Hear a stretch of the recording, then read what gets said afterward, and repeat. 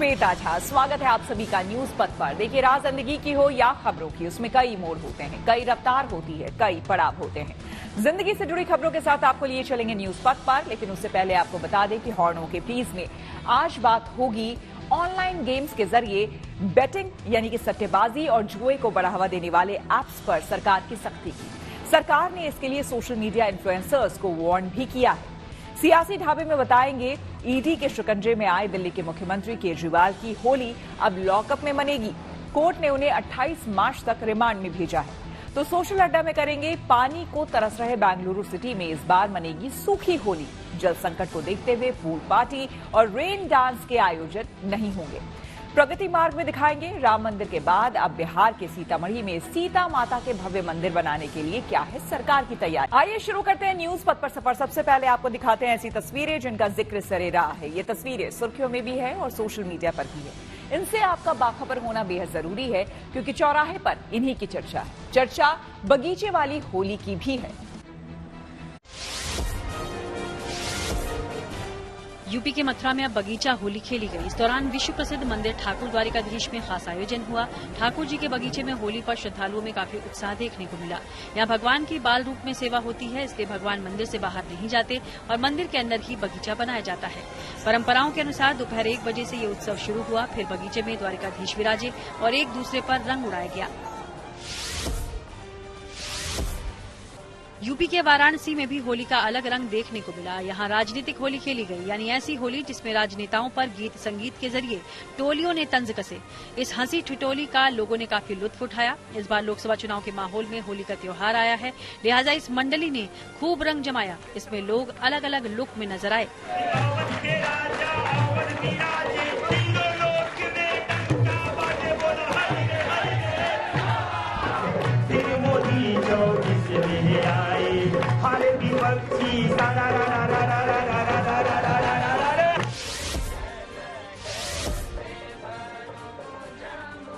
उत्तराखंड में भी होली उत्सव को लेकर रौनक दिखी। नैनीताल के नैना देवी मंदिर में होली महोत्सव का आयोजन किया गया।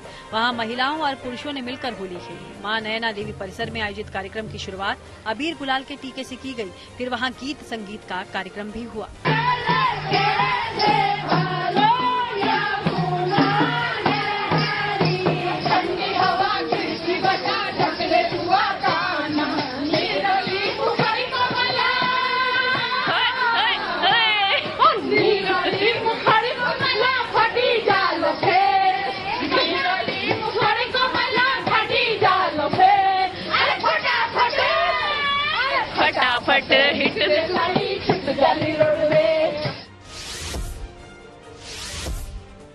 होली पर दिल्ली से लेकर महाराष्ट्र समेत देश भर में बाजार सज गए। बिहार के मुजफ्फरपुर में भी दुकानें रंग बिरंगी नजर आईं। वहां पीएम मोदी के मुखौटे और खास पिचकारियां बाजार में उतारी गई हैं। उधर महाराष्ट्र के अकोला में भी मार्केट रंगों और पिचकारियों से भरा नजर आया।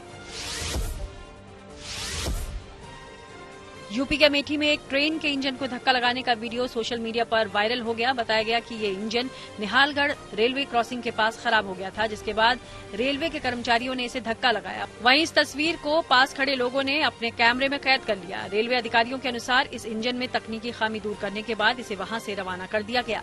यादव को ग्रेटर नोएडा की अदालत से जमानत, लेकिन शनिवार को गुरुग्राम की कोर्ट में होगी पेशी। आइए सीधे आपको लिए चलते हैं न्यूज एक्सप्रेसवे पर, जहां देश भर की कुछ और जरूरी खबरें कर रही हैं आपका इंतजार।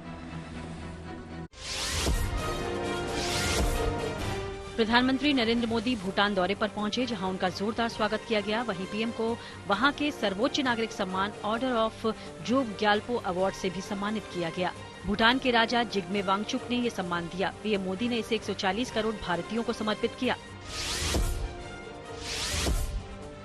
इसरो ने सुबह अपने रीयूजेबल लॉन्च व्हीकल की लैंडिंग का सफल परीक्षण किया। इसका नाम पुष्पक है। पुष्पक एक खास तरह का स्पेस शटल है, जो अंतरिक्ष में सैटेलाइट और कार्गो ले जाने का काम करेगा। हिमाचल प्रदेश में 3 निर्दलीय विधायकों ने विधानसभा सदस्यता से इस्तीफा दे दिया। पिछले महीने राज्यसभा सीट पर हुए चुनाव में इन्होंने बीजेपी उम्मीदवार हर्ष महाजन के पक्ष में वोट किया था, जिसके बाद से वो राज्य से बाहर रहे, लेकिन अब शिमला लौटते ही अपने इस्तीफे सौंप दिए। इनमें आशीष शर्मा, कृष्णलाल ठाकुर और होशियार सिंह शामिल हैं। माना जा रहा है ये सभी नेता शनिवार को बीजेपी में शामिल हो सकते हैं। वहीं कांग्रेस से निष्कासित 6 पूर्व विधायकों के भी बीजेपी से जुड़ने की चर्चा है। एलविश यादव को बड़ी राहत मिली और गौतम बुद्ध नगर जिला कोर्ट ने जमानत दे दी। उसे पिछले रविवार को पुलिस ने गिरफ्तार किया था, जिसके बाद न्यायिक हिरासत में भेजा गया था। लेकिन अब अदालत में सुनवाई के बाद एलविश को 50-50 हजार रुपए के 2 बॉन्ड जमा करने के निर्देश देते हुए जमानत दे दी गई। बीजेपी ने लोकसभा चुनाव के लिए उम्मीदवारों की चौथी लिस्ट जारी कर दी। इसमें तमिलनाडु और पुदुचेरी के 15 प्रत्याशियों के नाम शामिल हैं।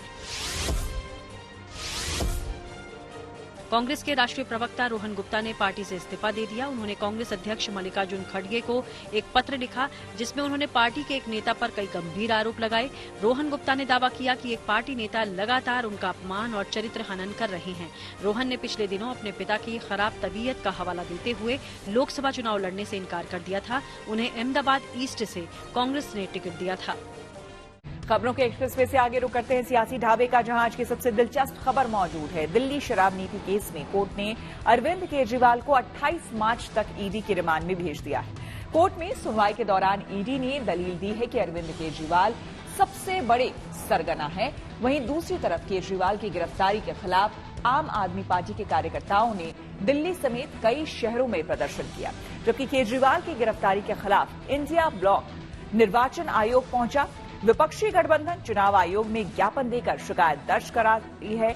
बता दें कि केवल कुछ ही हफ्तों के अंतराल में केंद्र सरकार ने राज्यों की चुनी सरकारों के 2 मुख्यमंत्रियों को गिरफ्तार कर दिया, जो केंद्र सरकार और बीजेपी की कट्टर विरोधी।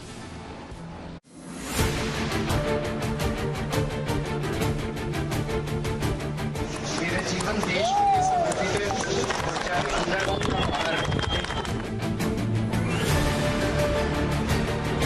दिल्ली के मुख्यमंत्री अरविंद केजरीवाल को ईडी एमपी एमएलए कोर्ट में पेशी के लिए लाई, तो उधर आम आदमी पार्टी के कार्यकर्ता दिल्ली समेत कई शहरों में सड़कों पर उतरकर विरोध प्रदर्शन करने उतर पड़े। केजरीवाल की गिरफ्तारी पर आम आदमी पार्टी नेता केंद्र सरकार पर आरोपों की बौछार कर रहे हैं, तो वहीं बीजेपी आम आदमी पार्टी पर पलटवार कर रही है। पूरी गुंडागर्दी है। अरविंद केजरीवाल जी के घर वालों को हाउस अरेस्ट किया हुआ है। अरविंद केजरीवाल जी की माताजी एक दिन पहले अस्पताल से आई हैं, बेटे को अरेस्ट कर लिया। घर वालों को किसी से मिलने नहीं दिया जा रहा। शांतिपूर्ण प्रोटेस्ट रोका जा रहा है। आईटीओ पे हम जा नहीं सकते। 1 मिनट आईटीओ पे आते हुए हुआ और उठा के पुलिस वाले हमको फेंक रहे हैं। पूरी तानाशाही है। सिर्फ और सिर्फ लोकसभा चुनाव जीतने के लिए ये तानाशाही की जा रही है। अरविंद केजरीवाल इस पूरे के पूरे एक्साइज पॉलिसी में, शराब घोटाले में एक कॉन्स्पिरेटर है। वो सरगना है, वो षड्यंत्रकारी है। जो साउथ ग्रुप, जो कई कंपनियों का अमेलगमेशन है, ये जो साउथ ग्रुप के कविता की थी, किस प्रकार से बैकडोर लगभग 100 करोड़ रुपए उन्होंने अरविंद केजरीवाल और अरविंद केजरीवाल के मित्रों को दिया। आम आदमी पार्टी के नेता कह रहे हैं कि सरकार ने तानाशाही की सारी सीमाएं लांघ दी हैं और बीजेपी कह रही है कि केजरीवाल का असली चेहरा सामने आ चुका है।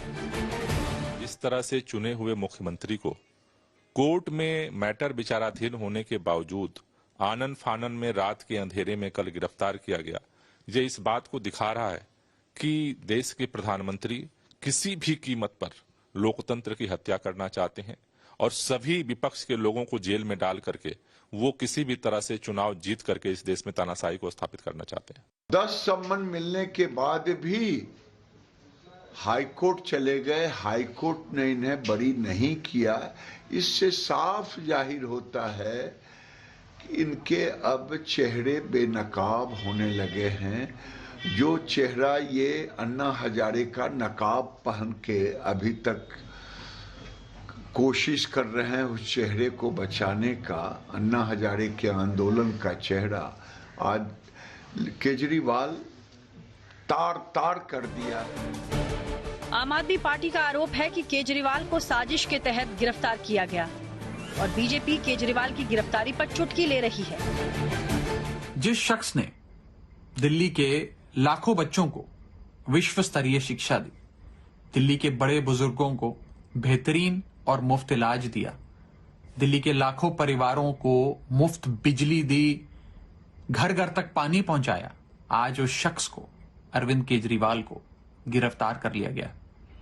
एक लंबे समय से यह आशंका जताई जा रही थी कि एक साजिश के तहत अरविंद केजरीवाल जी को गिरफ्तार किया जाए। 14 महीने से मनीष सिसोदिया जेल में है, 4 महीने से ज्यादा की अवधि हो गई और संजय सिंह जेल में है, अरविंद केजरीवाल भी अब जेल में है। ऐसा लगता है कि मनीष सिसोदिया और संजय सिंह जी को बहुत याद आ रही थी अरविंद केजरीवाल की, और होली मिलन जो होगा वो अब भ्रष्टाचारियों का जेल की सलाखों के पीछे। केजरीवाल की गिरफ्तारी को आम आदमी पार्टी ने लोकतंत्र पर हमला बताया, तो बीजेपी ने कहा कि केजरीवाल को दिल्ली वालों की हाय लगी है। आज मॉडल कोड ऑफ कंडक्ट लगने के बाद, चुनाव की घोषणा के बाद एक राष्ट्रीय पार्टी के राष्ट्रीय अध्यक्ष को गिरफ्तार कर लिया जाता है। ये सीधा सीधा लोकतंत्र पर हमला है, एक लेवल प्लेइंग फील्ड पर हमला है। अरविंद केजरीवाल जी ने दिल्ली के खजाने को लूटा है। भोली भाली जनता, झुग्गी वाली जनता, अनऑथराइज कॉलोनी की जनता, दिल्ली में पानी के लिए, साफ पानी के लिए तरसती तड़पती हुई जनता, आखिर उसकी हाय तो लगनी। अरविंद केजरीवाल पर ईडी का शिकंजा कस चुका है। अब ये देखना है कि केजरीवाल किसको दिल्ली का नया मुख्यमंत्री चुनते हैं या फिर किसी नए विकल्प पर विचार करते हैं। Bureau report, good news today. Delhi के मुख्यमंत्री अरविंद केजरीवाल की गिरफ्तारी पर उनकी पत्नी सुनीता केजरीवाल ने ट्वीट किया। केजरीवाल की गिरफ्तारी पर सुनीता ने प्रधानमंत्री मोदी पर निशाना साधते हुए सोशल मीडिया एक्स पर लिखा है कि आपके 3 बार चुने हुए मुख्यमंत्री को मोदी जी ने सत्ता के अहंकार में गिरफ्तार करवाया, सबको क्रश करने में लगे हैं। ये दिल्ली के लोगों के साथ धोखा है। आपके मुख्यमंत्री हमेशा आपके साथ खड़े हैं, अंदर रहे या बाहर, उनका जीवन देश को समर्पित है। जनता जनार्दन सब जानती है। जय हिंद। केजरीवाल की गिरफ्तारी पर आम आदमी पार्टी की नेता आतिशी ने कहा है कि बीजेपी लोकसभा चुनावों को जीतने के लिए ईडी को हथियार बना रही है। हमने देखा है कि किस तरह एक के बाद एक विपक्ष के सारे नेताओं पर ईडी के माध्यम से पीएमएलए पर केस करवाए जाते हैं। क्यों? क्योंकि आज भारतीय जनता पार्टी ईडी के माध्यम से चुनाव को जीतना चाहती है। केंद्रीय मंत्री स्मृति ईरानी ने केजरीवाल की गिरफ्तारी पर कहा है कि आम आदमी पार्टी के वकील कोर्ट में कोई खास दलील पेश नहीं कर पाए। इसका मतलब साफ है कि केजरीवाल ने शराब घोटाला किया है। अरविंद केजरीवाल के लॉयर्स ने कोई स्पेसिफिक मंतव्य नहीं दिया। ऐसा अगर आप ऑनलाइन लीगल प्रोसीजर्स को रिपोर्ट करने वाली एंटिटीज का भी खाका पड़े तो ध्यान में आता है। न्यूज पर आगे है धन बाजार, जहां शेयर बाजार से लेकर कारोबार तक की सभी अहम खबरें होती हैं और इसका सीधा रिश्ता आपकी आमदनी आपकी जेब से होता है। तो तेज रफ्तार खबरों के बीच ये जरूरी खबरें छूट ना जाए, इसलिए सीधे आपको लिए चलते हैं धन बाजार। हफ्ते के आखिरी कारोबारी दिन शेयर मार्केट में तेजी देखी गई। सेंसेक्स 191 अंक चढ़कर 72,832 पर बंद हुआ। इसके साथ ही ये तेजी निफ्टी में भी जारी रही और निफ्टी 85 अंक चढ़कर 22,097 पर बंद हुआ। इस दौरान सेंसेक्स के 30 शेयर्स में से 21 में तेजी दर्ज की गई। दिल्ली सराफा मार्केट में सोना चांदी की कीमतों में गिरावट देखी गई। सोना 875 रुपए सस्ता हो गया। इसके साथ ही अब दिल्ली में 10 ग्राम सोने की कीमत 66,575 रुपए हो गई और अब चांदी भी 760 रुपए की गिरावट के साथ 76,990 रुपए प्रति किलोग्राम पर आ गई। फूड डिलीवरी ऐप जोमेटो के सीईओ दीपिंदर गोयल ने मैक्सिकन मॉडल ग्रीसिया मुनोज से दूसरी शादी कर ली। ग्रीसिया मैक्सिको में पहले मॉडल थी, लेकिन अब वो अपने स्टार्टअप लग्जरी कंज्यूमर प्रोडक्ट्स का बिजनेस करती हैं। इससे पहले जनवरी में ग्रीसिया ने दिल्ली की कुछ तस्वीरें शेयर करते हुए पोस्ट में लिखा था कि मेरे नए घर में मेरी नई जिंदगी की झलकियां। हालांकि दीपिंदर और ग्रीसिया ने अभी अपनी शादी को लेकर कोई बयान जारी नहीं किया है। अब रुक करते हैं प्रगति मार्ग का, जहां ऐसी खबरें हैं जो कि देश की तरक्की, प्रगति और लोगों की काबिलियत दिखाती है। आज आपको माता सीता की जन्मस्थली पुनौरा धाम के बारे में हम बताएंगे, जिसके विकास और पुनर्निर्माण के लिए बिहार सरकार ने 50 एकड़ भूमि के अधिग्रहण को मंजूरी दी। खबर है कि राम मंदिर और तिरुपति बालाजी की तर्ज पर सीतामढ़ी में मौजूद मां सीता की जन्मस्थली को भव्य स्वरूप दिया जाएगा और इसे धार्मिक पर्यटन के तौर पर विकसित किया जाएगा।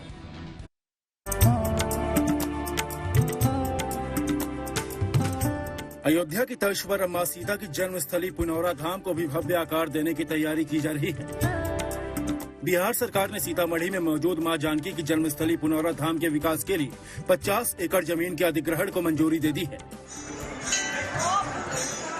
पुनौरा धाम हिंदू धर्म में आस्था का एक बड़ा केंद्र है, जो अयोध्या से करीब 400 किलोमीटर दूर बिहार के सीतामढ़ी में मौजूद है।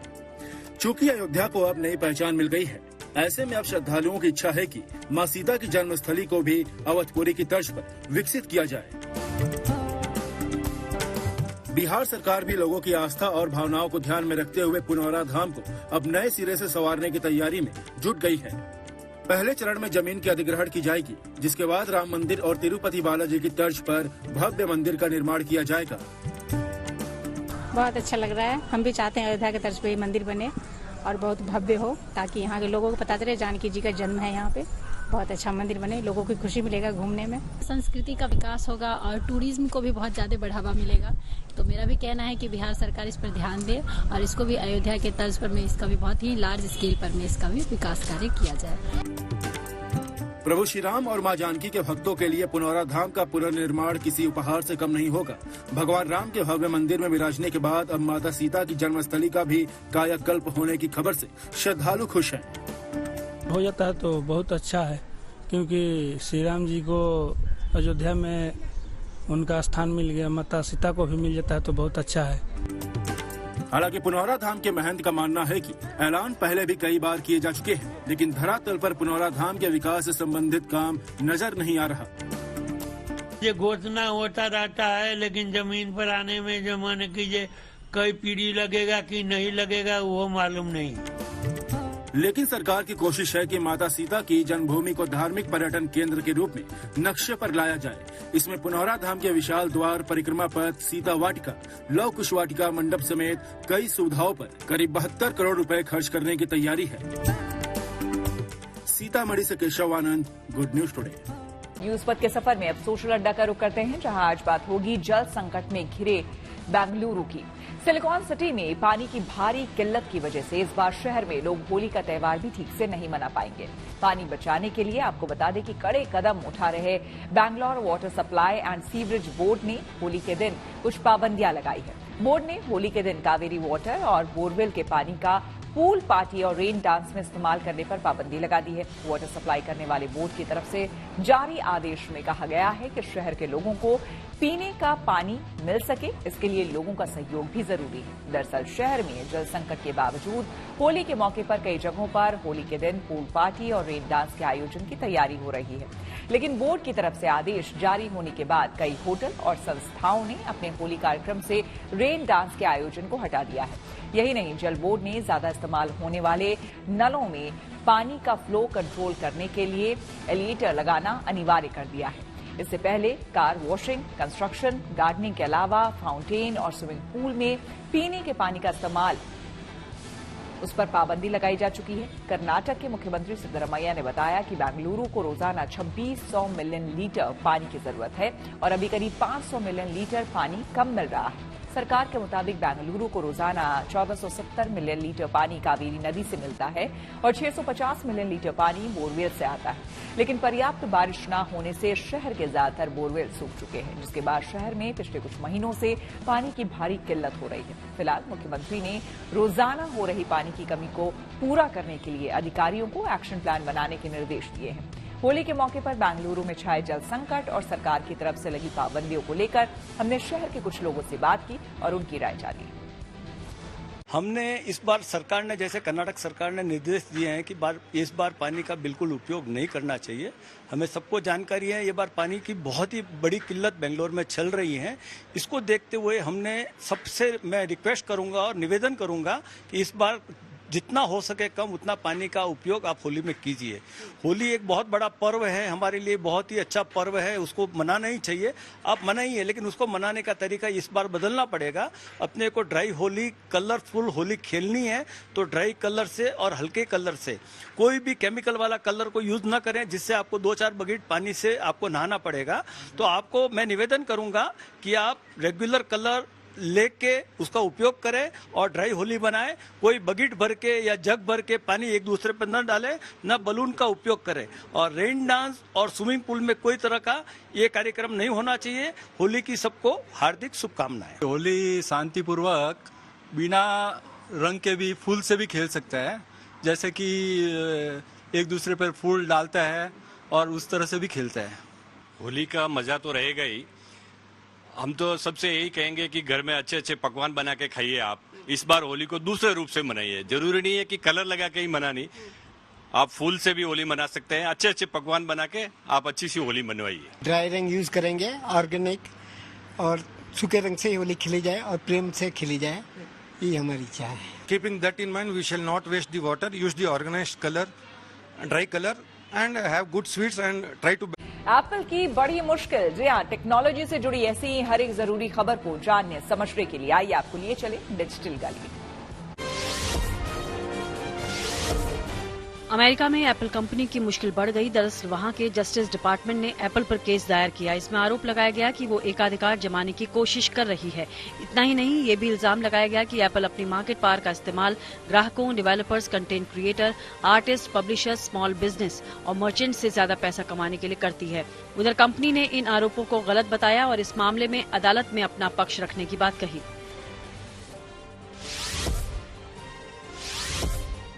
मोटोरोला ने अपने नए स्मार्टफोन एज 50 प्रो की लॉन्चिंग डेट घोषित कर दी। ये स्मार्टफोन 3 अप्रैल को भारत में लॉन्च होगा। कंपनी ने सोशल मीडिया पोस्ट के जरिए इसका ऐलान किया। कंपनी इसे 3 रंगों में लॉन्च करेगी और इसे फ्लिपकार्ट के जरिए खरीदा जा सकता है। यूएन में आर्टिफिशियल इंटेलिजेंस से जुड़ा एक प्रस्ताव अपनाया गया। इसके जरिए ये सुनिश्चित होगा कि एआई तकनीक का सभी देशों को फायदा मिले।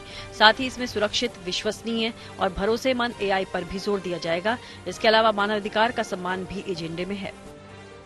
बीजेपी और बीजेडी यानी कि बीजू जनता दल के बीच नहीं हुआ गठबंधन। आइए सीधे आपको लिए चलते हैं न्यूज एक्सप्रेसवे पर, जहां देश विदेश की कुछ और जरूरी खबरें कर रही हैं आपका इंतजार। ओडिशा में बीजेपी और बीजेडी के बीच गठबंधन नहीं हो पाया। बीजेपी की तरफ से ऐलान कर दिया गया है कि पार्टी अकेले ही अगला लोकसभा और विधानसभा चुनाव लड़ेगी। इससे पहले दोनों दलों के बीच कई दिनों से गठबंधन को लेकर बैठकें जारी थी। बिहार के सुपौल में कोसी नदी पर बन रहे देश के सबसे बड़े पुल का स्ट्रक्चर ढह गया। इस हादसे के बाद वहां अफरा-तफरी मच गई। इस पुल की कुल लंबाई 13.2 किलोमीटर है। इस मामले में जांच के आदेश दिए गए हैं। सीबीएसई ने 20 स्कूलों पर बड़ा एक्शन लेते हुए इनकी मान्यता रद्द कर दी है। इन स्कूलों पर डमी छात्र और गलत डेटा पेश करने के गंभीर आरोप लगाए गए। ये कार्रवाई दिल्ली और महाराष्ट्र समेत दूसरे राज्यों के 20 स्कूलों पर की गई है। पाकिस्तान की सुप्रीम कोर्ट ने इस्लामाबाद हाई कोर्ट के एक पूर्व न्यायाधीश को बर्खास्त करने के आदेश को रद्द कर दिया है। इससे पहले न्यायाधीश शौकत अजीज ने खुफिया एजेंसी आईएसआई के खिलाफ बयान दिया था, जिसके बाद उन्हें अक्टूबर 2018 में सर्वोच्च न्यायिक परिषद ने बर्खास्त कर दिया था। अमेरिका के मिनेसोटा में हॉट एयर बलून हाईवे पर क्रैश हो गया। इस घटना से जुड़ा वीडियो भी सामने आया है। हालांकि राहत की बात यह रही कि हादसे के समय वहां से गुजर रही गाड़ियां इसकी चपेट में नहीं आई।